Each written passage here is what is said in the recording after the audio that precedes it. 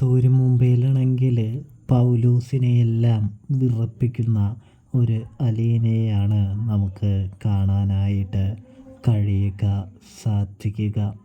അതായത് പൗലോസാണെങ്കിൽ ഇങ്ങനെ കയ്യും കെട്ടി നിൽക്കാണ്. തെറ്റ് ചെയ്തതിന് ശേഷം അലീനയുടെ മുൻപിൽ നിന്നും ഓടി ഒളിച്ച് പോകാനായിട്ട് ശ്രമിക്കുന്ന പൗലോസിനെ അലീന പിടികൂടുകയും തുടർന്ന് പൗലോസേട്ടൻ എന്തെങ്കിലും കള്ളത്തരം മറച്ച് പിടിച്ചിട്ട് അത് കണ്ടെത്തി കഴിയുമ്പോൾ സംസാരിക്കാൻ വളരെ ബുദ്ധിമുട്ടാണ്.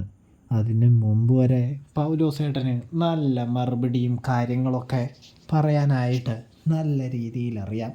പിടിച്ചു കഴിഞ്ഞ പൗലോസേട്ടൻ വാ തുറന്ന് യാതൊരക്ഷരവും പറയില്ല എന്ന് പറയുന്നത് കാണാൻ സാധിക്കും. അത് എന്താ അങ്ങനെ എന്ന് ചോദിക്കുന്നത് കാണാൻ സാധിക്കുന്നുണ്ട്.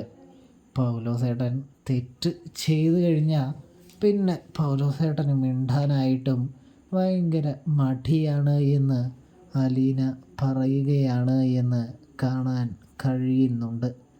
ഇതേ സമയം നമ്മുടെ പൗലോസിൻ്റെ അടുത്ത് ചോദിക്കുന്നുണ്ട്, എന്താ പൗലോസേട്ടാ ഒന്നും മിണ്ടാത്തത് എന്ന് അലീന ചോദിക്കുന്നത് കാണാൻ സാധിക്കും.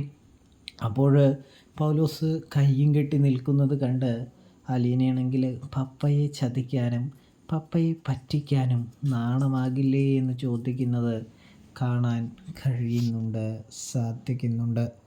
ഇതേ സമയമാണെങ്കിൽ പൗലോസാണെങ്കിൽ അതിനും ഒന്നും പറയാതെ നിൽക്കുമ്പോൾ ഇവിടെ തുടരണമെങ്കിൽ ഇനി എന്നെ അനുസരിക്കണമെന്ന് അലീന പൗലോസിനോട് പറയുന്നത് കാണാൻ സാധിക്കും.